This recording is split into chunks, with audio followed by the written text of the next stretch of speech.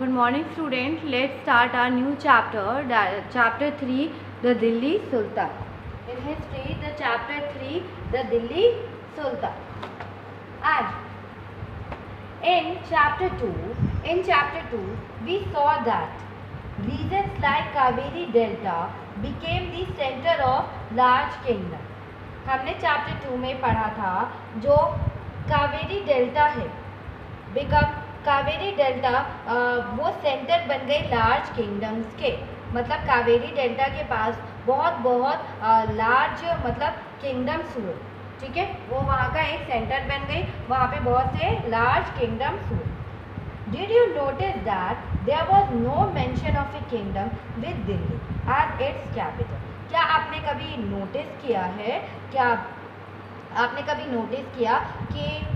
हमने Did you notice there was no mention of a kingdom with Delhi and its capital? वहाँ पे किसी भी ऐसे राज्य के बारे में हमने नहीं पढ़ा, किसी भी वहाँ पे ऐसे कोई भी किंगडम के बारे में नहीं बताया गया विद दिल्ली और उसके किंगडम के बारे में कोई बात नहीं।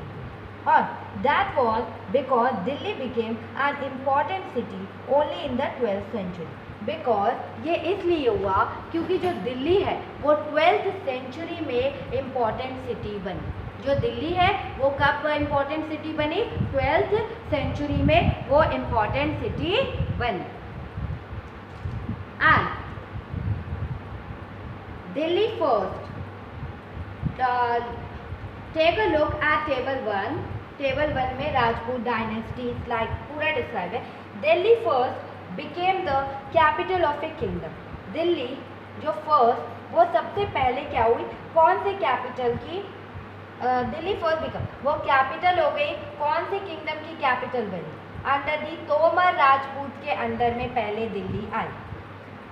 पहले किस राज्य की राजधानी बनी थी, किस साम्राज्य, किस किंगडम की राजधानी बनी थी? वो दिल्ली मतलब तोमर राजपूत की राजधानी, who were defeated in the middle of the 12th century by the Chauhan, or also referred to as Chahman,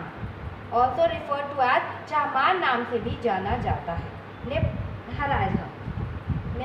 हराया था।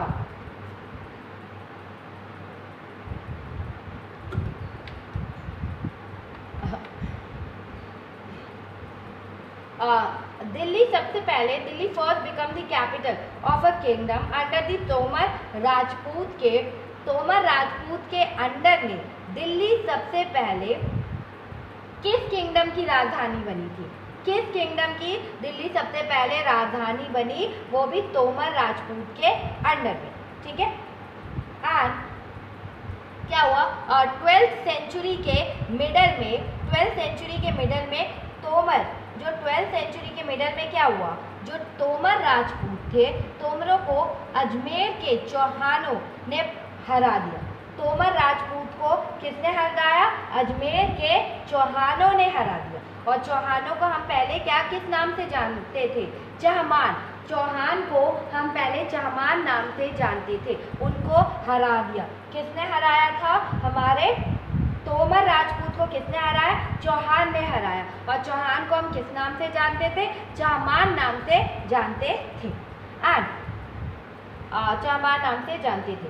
It was the under Tomar and Chauhan that Delhi became an important commercial center. ये मतलब तोमर और चौहानों के time पे, तोमर और चौहानों के ही under में जो दिल्ली थी, दिल्ली बहुत इम्पोर्टेंट कॉमर्शियल सेंटर बनी, ठीक है। तोमर और चौहानों के टाइम पे, मतलब तोमर और जो चौहान थे उनके टाइम पर ही दिल्ली एक कॉमर्शियल सेंटर बनी। एंड मैनी रिच बहुत सारे rich Jain merchant lived in the city and constructed several temple. बहुत सारे जो रिच पीपल थे, जैन मर्चेंट, जो जैन व्यापारी थे वो इस सिटी में रहते थे और उन्होंने बहुत सारे टेम्पल भी बनाए थे। उन्होंने बहुत सारे टेम्पल्स यहाँ पर बनाए थे। एंड कॉइन्स मिंटेड हियर, यहाँ पे जहाँ पे कॉइन्स बनाए जाते थे उन्हें हम क्या कहते हैं?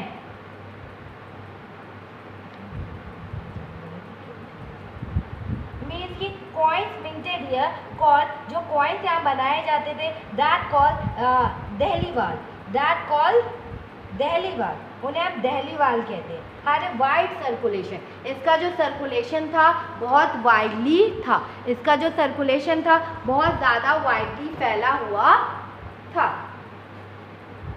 एंड बहुत ज़्यादा वाइडली फैला हुआ था इसका circulation.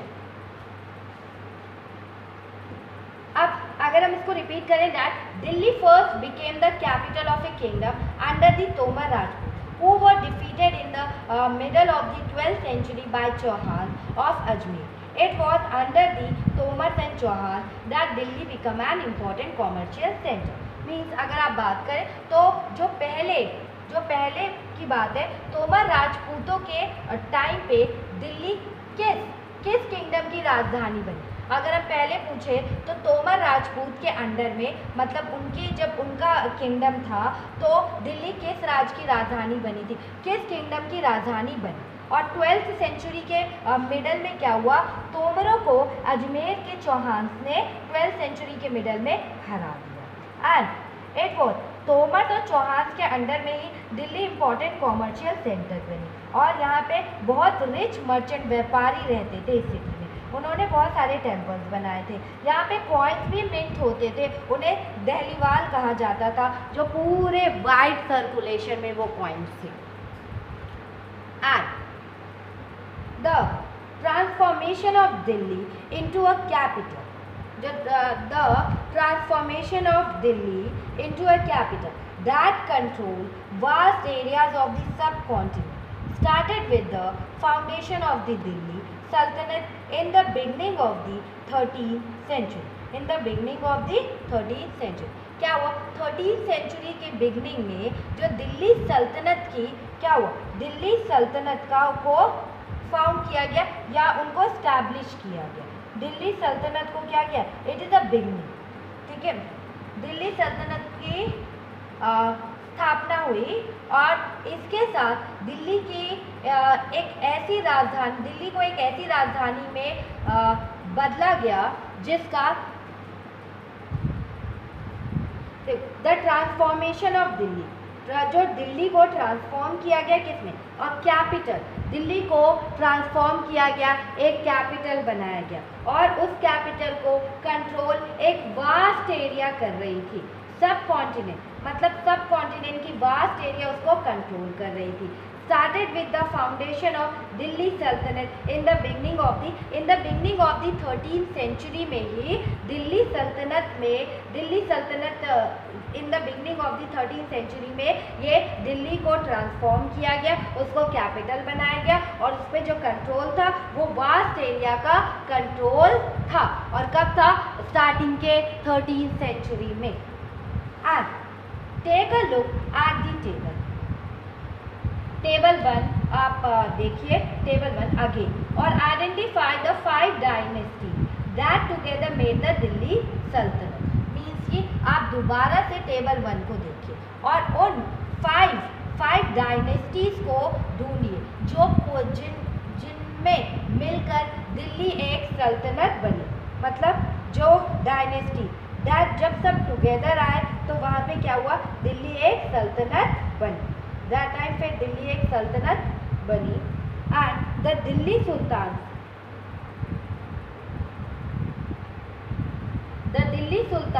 built many cities in the area.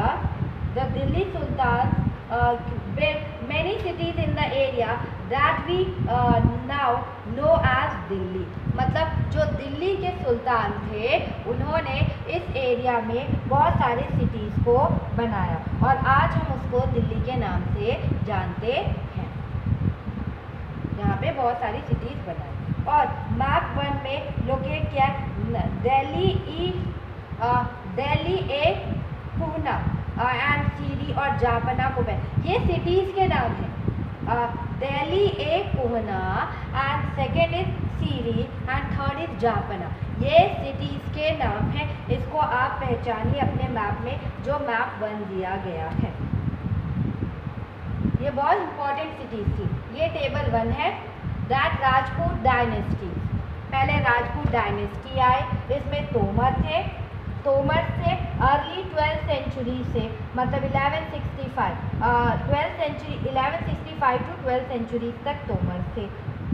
और उसके बाद से कौन आए? अनंगपाल आए। अनंगपाल थे, इसमें 1130 से 1145, और फिर चौहान से 1165 टू 1192 तक। फिर पृथ्वीराज चौहान थे 1175 टू 1192 तक, ये राजपूत डायनेस्टी चले। उसके बाद से अर्ली तुर्किश रूलर्स आए। अर्ली तुर्किश रूलर 1206 टू 1290 तक अर्ली तुर्किश रूलर्स थे। और इसमें अर्ली तुर्किश रूलर्स में किस किस ने राज्य किया, किस किस का किंगडम था? कुतुबुद्दीन ऐबक। कुतुबुद्दीन ऐबक थे जो 1206 से 1210 तक उन्होंने किया। फिर सेकेंड शमसुद्दीन इल्तुमिश। शमसुद्दीन इल्तुमिश थे जिन्होंने 1210 से 1236 तक किया। फिर थर्ड रजिया थी। रजिया 1236 से 1240 तक रजिया ने राज किया। फिर गयासुद्दीन बलबर। गयासुद्दीन बलबर ने 1266 से 1287 तक राज किया। अगर आप देखें तो इल्तुमिश का ये मकबरा, इल्तुमिश का ये टॉम है। और फिर ये आलिया दरवाज़ा है, ये आलिया दरवाज़ा है। आफ्टर दैट, आफ्टर किसकी डायनेस्टी आई? खलजी की डायनेस्टी आई। किसका राजवंश आया? किसका वंश आया था? खलजी का वंश आया। और खलजी के वंश में किस किसने राज किया था? दैट इज जलालुद्दीन खलजी ने। मतलब खलजी डायनेस्टी कब से कब तक थी हमारे इंडिया में? 1290 से 1320 तक थी। 1290 से 1320 तक थी। और जलालुद्दीन खलजी 1290 से 1296 तक थे। फिर अलाउद्दीन खलजी 1296 से 1316 तक थे। आफ्टर दैट तुगलक डायनेस्टी आई हमारी कंट्री में, वो 1320 से 1414 तक रही। और आफ्टर दैट उसमें तुगलक डायनेस्टी में कौन कौन से थे? गयासुद्दीन तुगलक। गयासुद्दीन तुगलक जो 1320 से 1324 तक थे। मोहम्मद तुगलक। मोहम्मद तुगलक 1324 से 1351 तक थे। फिर फिरोज शाह तुगलक 1351 से 1388 तक थे। देन हमारा एक आया सैयद डायनेस्टी। सैयद डायनेस्टी 1414 से 1451 तक थी। और इसमें कौन थे? खिजखार ने राज किया। उनका एक वंश था खिजखार 1414 से 1421 तक। आफ्टर दैट हमारे आई लोधी डायनेस्टी। लोधी डायनेस्टी ने 1451 से 1526 तक राज किया। और इसमें कौन से आए? बहलोल लोधी थे। बहलोल लोधी 1451 से 1489 आए। 1451 से 1489 तक उन्होंने क्या किया? राज्य किया। एंड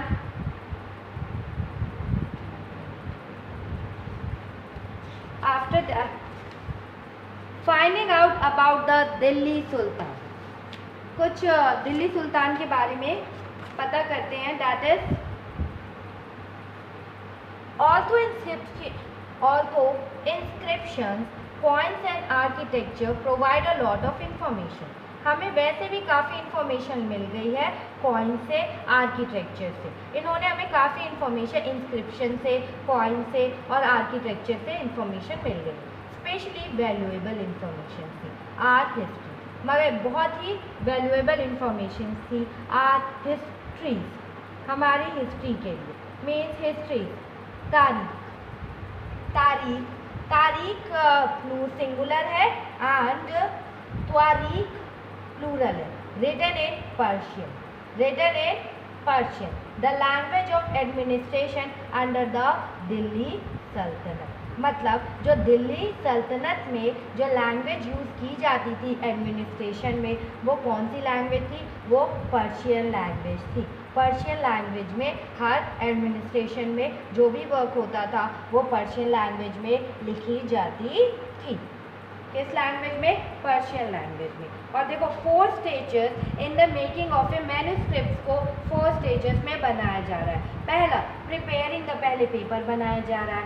फिर next writing the text, third melting gold to highlight important words and passages. Melting gold, gold को पिघलाया जा रहा है, जो इम्पॉर्टेंट वर्ड्स है, जो इम्पॉर्टेंट पैसेजेस है उनको हाईलाइट करने के लिए। And third preparing the binding, उसके बाद जब वो मैन्युस्क्रिप्ट लिख लिए गए तो उनको बाइंड किया जा रहा है। The authors of tawarikh, the authors of tawarikh, the authors of tawarikh वो लर्न मैन। ये जो ऑथर थे तवारीख वो एक लर्न मैन थे। सेक्रेटरी से वो एक लर्न मैन थे, मतलब पढ़े लिखे यू कैन से इंसान थे जो इंफॉर्मेशन रखते थे। सेक्रेटरीज हुआ करते थे। सेकेंड एडमिनिस्ट्रेटर थे, पोएट्स थे एंड कोर्टियर्स थे। मीन्स कि वो सेक्रेटरीज थे, सचिव थे, एडमिनिस्ट्रेटर थे, प्रशासक थे, पोएट थे, कवि थे, कोर्टियर थे, दरबारी थे। ठीक है। Who both recounted event and advised ruler on governance and emphasizing the importance of just rule, and emphasizing the importance of just rule।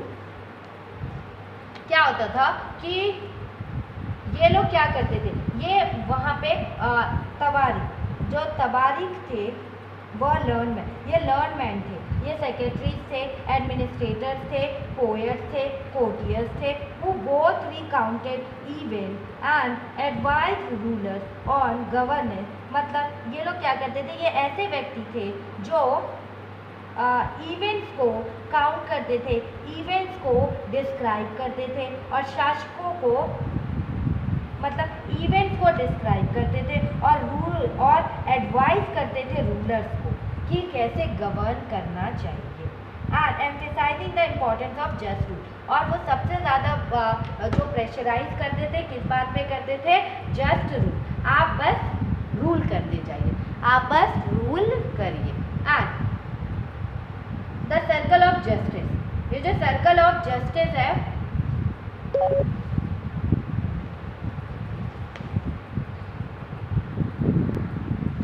The circle of justice, circle of justice में क्या कहा गया कि फ़क्र-ए-मुदव्विर ने, मतलब फ़क्र-ए-मुदव्विर रोट इन, उन्होंने 13th century में फ़क्र-ए-मुदव्विर ने कुछ लिखा।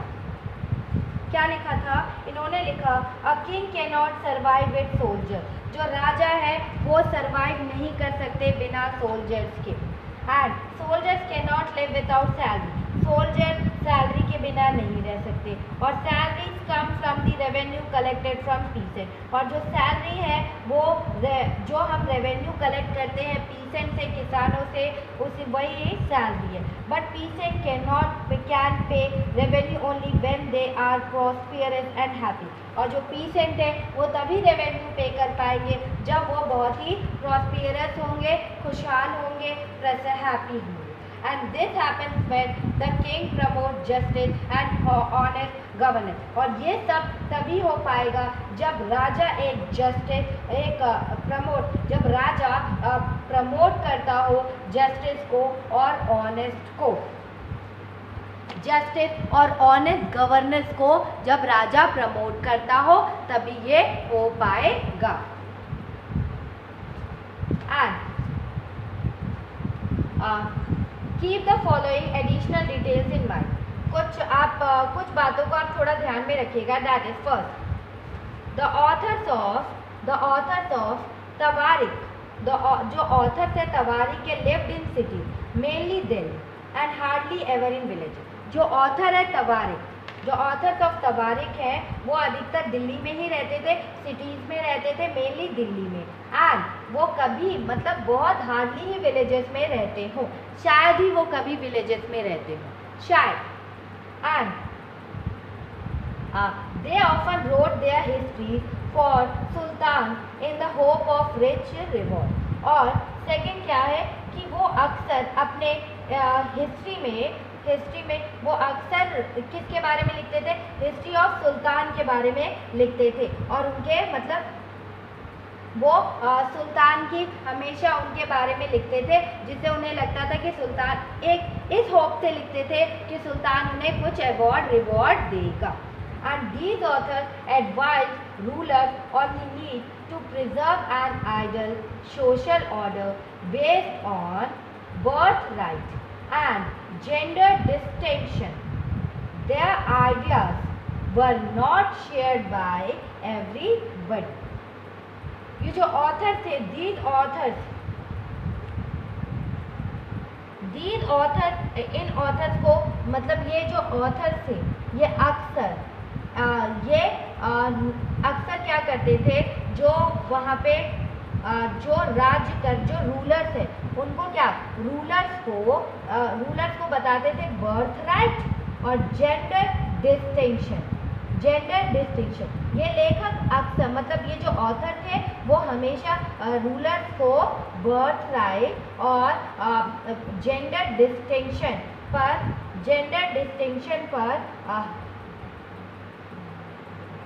हमेशा वो उनको बताते थे कि आप अपने सोसाइटी में एक आइडल सोशल के बारे में, जो ऑथर एडवाइस करते थे रूलर्स को कि आपको एक आइडल सोशल, ये जो आइडल सोशल बेस्ड किस पे है, आपका बर्थ रेट, हमारा जन्मसिद्ध अधिकार है, और आप जेंडर डिस्टिंक्शन ऑलवेज अपने समाज में बर्थ राइट और जेंडर डिस्टिंक्शन करेंगे तो आपका एक आदर्श समाज बनेगा या आइडल सोशल बनेगा, मतलब आइडल समाज बनेगा, आइडल सोसाइटी बनेगी आपकी, अगर आप बर्थ राइट और जेंडर डिस्टिंक्शन पे बेस करेंगे, अपने रूल को बेस करते रहेंगे तब. These ideas were not share by everybody. ये जो आइडियाज थे वो सबसे शेयर नहीं किए जाते थे. इन 1296 सुल्तान इन 1000, मतलब 1296 में क्या हुआ, 1236 सुल्तान इल्तुमिश, जो सुल्तान इल्तुमिश की बेटी है, डॉटर है, Razia become Sultan. That time हम यहाँ जेंडर डिस्टिंक्शन की बात कर रहे हैं, ठीक है. तो तवारिक कह रहे हैं, जो ऑथर्स ऑफ तवारिक है वो जेंडर और डिस्टिंक्शन की बात कर रहे हैं. और अगर हम इल्तुमिश की बेटी को देखें तो वो सुल्तान बन गई थी 1236 में. इल्तुमिश की डॉटर क्या बन गई थी, रजिया सुल्तान बन गई थी. इल्तुमिश की डॉटर थी रजिया, वो सुल्तान बन गई थी. वो सुल्तान बन गई. And the chronicle of the age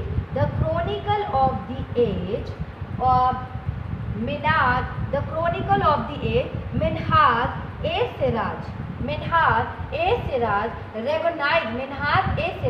उस युग में, उस क्रोनिकल एज में मिन्हाज ए सिराज ने रेगोनाइज किया कि शी वॉज मोर एबल, ये सबसे ज़्यादा एबल है और क्वालिफाइड है अपने सारे भाइयों में.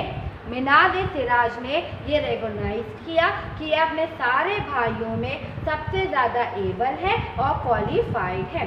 But he was not comfortable at having a queen as ruler. लेकिन फिर भी वो एक रानी को मतलब वो बट फिर भी मिन्हाज ए सिराज कंफर्टेबल नहीं थे कि उन्हें एक लेडी रूलर मिले, मतलब एक क्वीन एज रूलर मिले, एक रानी एक रूलर के रूप में उन्हें मिले. ये उनसे मतलब वो इस चीज़ में कंफर्टेबल नहीं थे. वो जानते थे कि वो अपने सारे भाइयों में सबसे ज़्यादा एबल और क्वालिफाइड है, लेकिन फिर भी वो कंफर्टेबल नहीं थे उन्हें लेकर कि वो सुल्तान बने. Nor were the nobles happy at her attempts to rule independently. बस और वहाँ के जो नोबल्स थे वो भी मतलब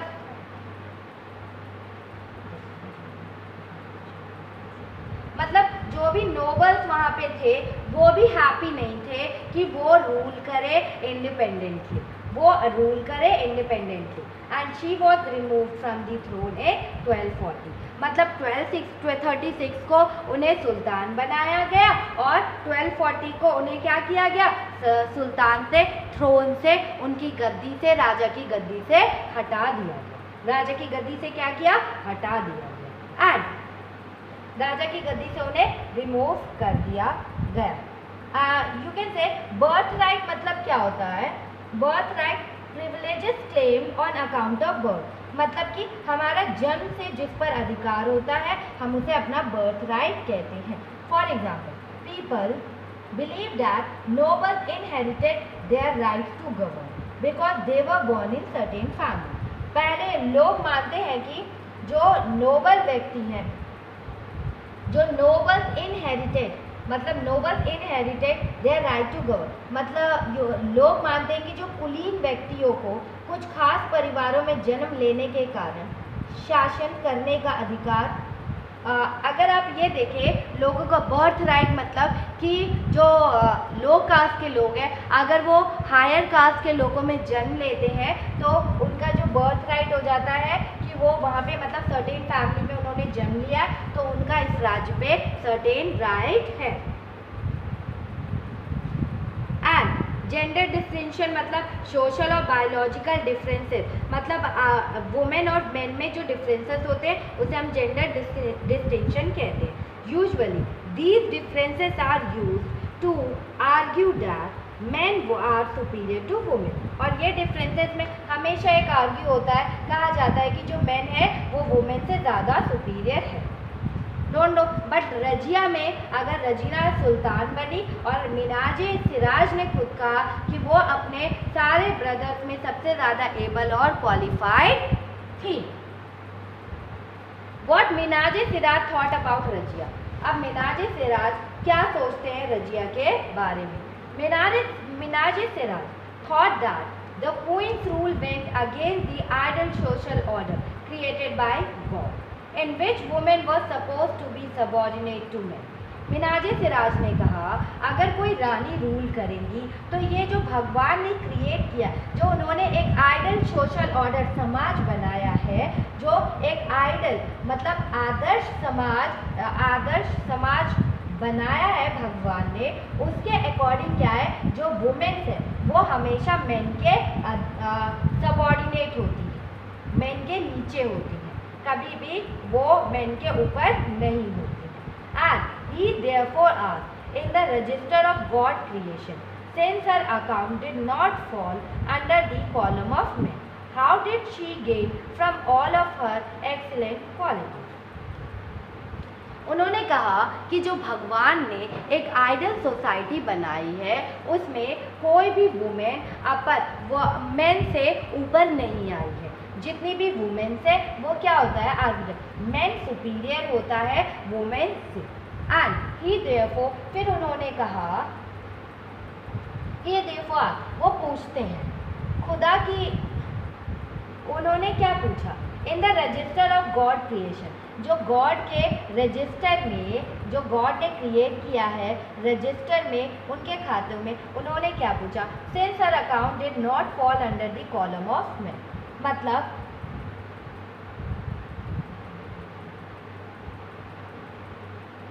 मतलब उन्होंने क्या कहा कि जब गॉड क्रिएट कर रहे थे सारी चीज़ें, जो वो अपने रजिस्टर में भगवान लिख रहे थे, तो सारी क्वालिटीज़ रजिया में थी, लेकिन सारी क्वालिटीज़ रजिया में थी एक सुल्तान बनने की, गॉड ने सारी क्वालिटीज़ उसमें डाली एक सुल्तान बनने की, लेकिन उन्होंने जो मेन और वुमेन का कॉलम चुनने में क्या किया, और रजिया को क्या बना दिया, वुमेन बना दिया। उनकी सारी क्वालिटीज़ तो मेन की उन्होंने डाली कि वो सुल्तान बन सकती थी, लेकिन उनको फिर क्या किया, उनको मेन बना दिया, सॉरी उनको वुमेन बना दिया। एंड ऑन हर, और मतलब इतनी क्वालिटीज़ के बाद भी उन्हें क्या गेन हुआ, रजिया को कोई गेन नहीं हुआ।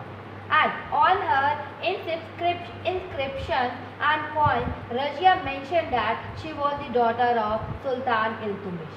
और उन्होंने जो इंस्क्रिप्शंस लिखे गए, जो कॉइन्स थे, उसमें रजिया ने क्या मेंशन कराया, जब वो मतलब सुल्तान थी तो उन्होंने मेंशन कराया कि वो डॉटर है सुल्तान इल्तुतमिश की, वो एक डॉटर है सुल्तान इल्तुतमिश की। And this was in contrast, और वो एक डॉटर, और यही अगर आप देखें इल्तुतमिश की बेटी है।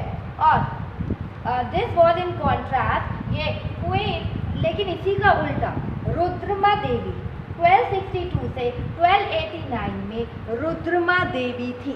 उन्होंने इसका उल्टा क्या करवाया, रुद्रमा देवी ने राज किया 1262 से 1289 तक, और उनकी डायनेस्टी क्या थी, काकतीय डायनेस्टी ऑफ वारंगल। और अभी आंध्र प्रदेश का वो पार्ट है या तेलंगाना का वो पार्ट है, वहाँ पे उन्होंने क्या किया, मतलब उनका राज्य था 1262 से 1289 का।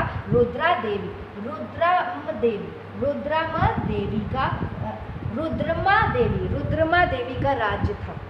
एंड काकतीय डायनेस्टी की थी वो, काकतीय डायनेस्टी की, and Kakatiya dynasty of Warangal, और अभी पार्ट है मॉडर्न आंध्र प्रदेश या you can say modern Telangana.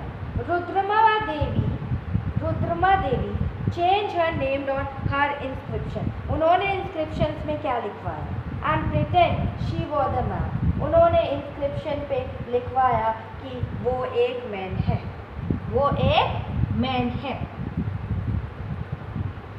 मतलब उन्होंने इसके उल्टा लिखवाया। रुद्रमा देवी ने अपने इंस्क्रिप्शन में अपना नाम पुरुषों जैसा लिखवाया, मतलब मेन जैसा लिखवाया, और अपने जो मेन थे उनका, और लोगों के मन में ये भ्रम पैदा किया कि रुद्रमा देवी एक मेन है।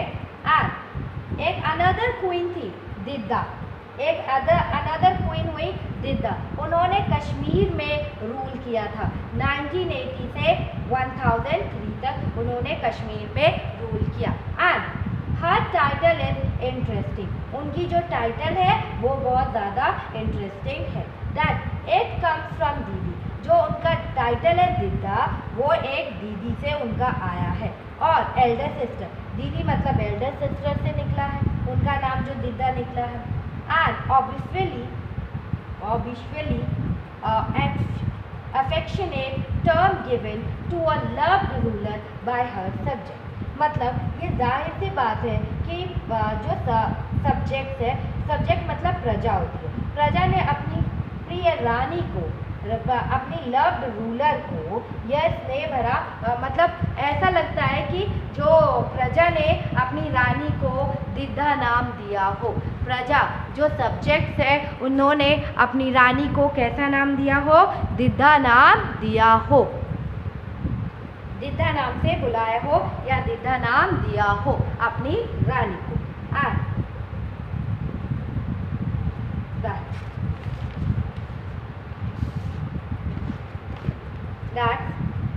From garrison town to empire, from garrison town to empire,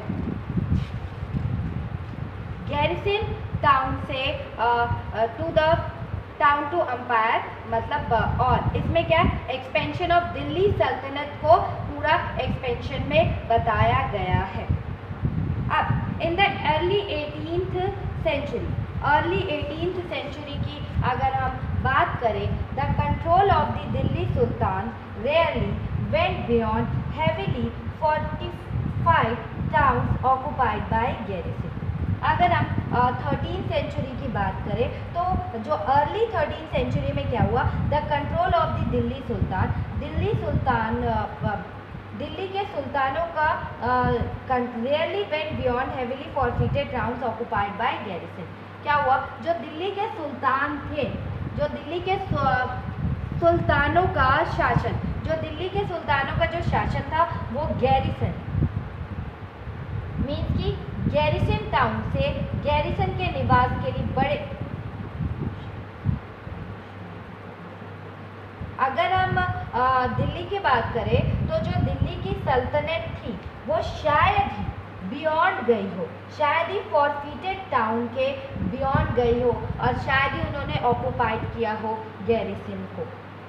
ठीक है, शायद ही वो ज़्यादा बड़ी हो।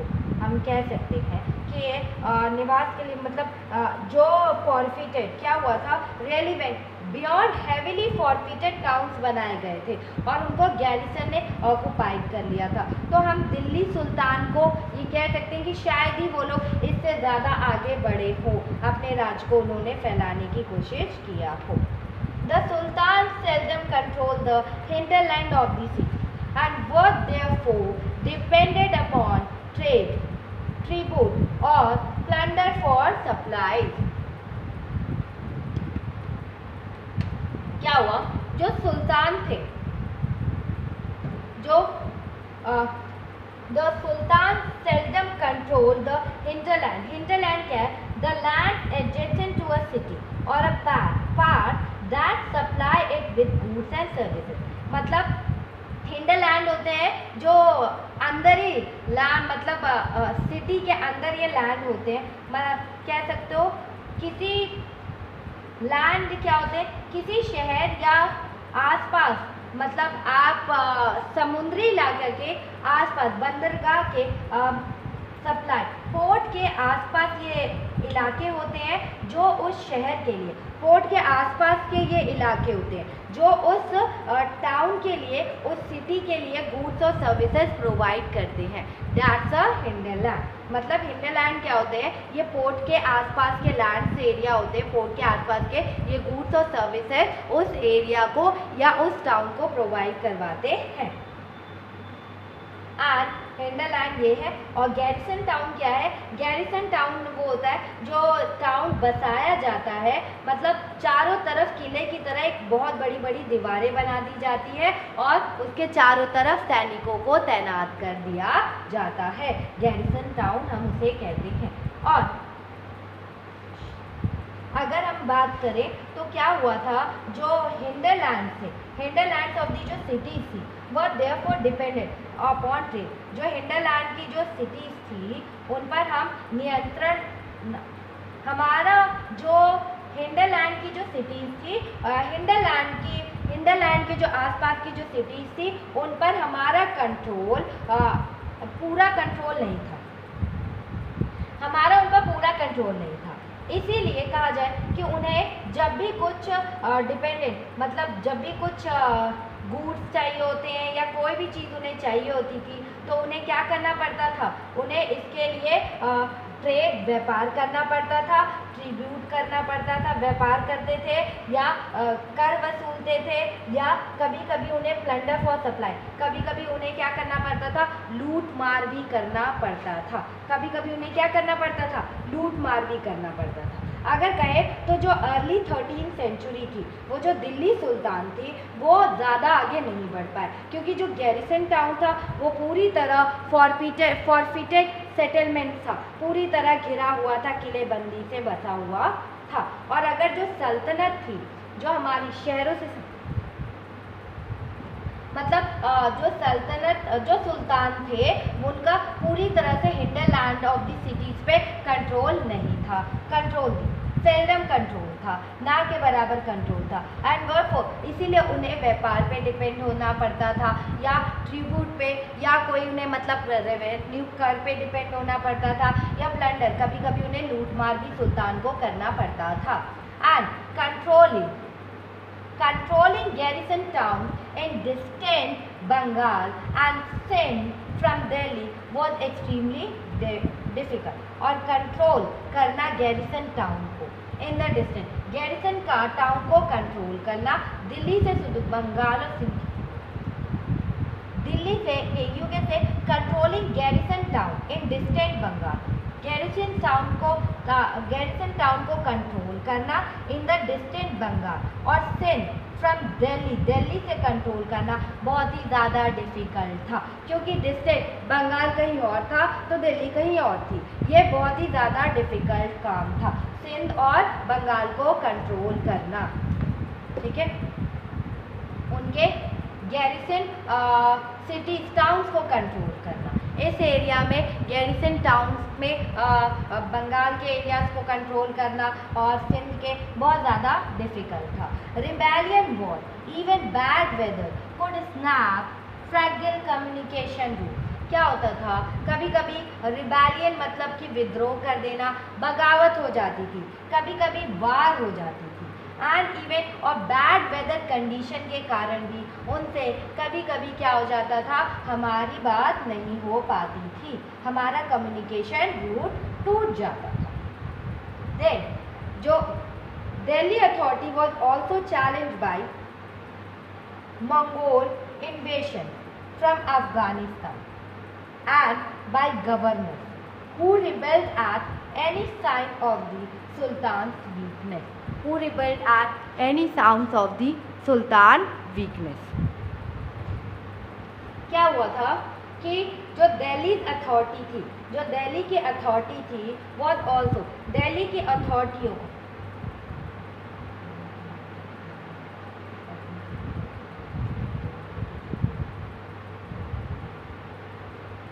जो दिल्ली सुल्तान है, जो दिल्ली की अथॉरिटी है, उन्हें हमेशा चैलेंज मिलता रहता था। चैलेंज कौन देता था? जो मंगोल इन्वेशन से वो हमेशा उन्हें चैलेंज दिया करते थे।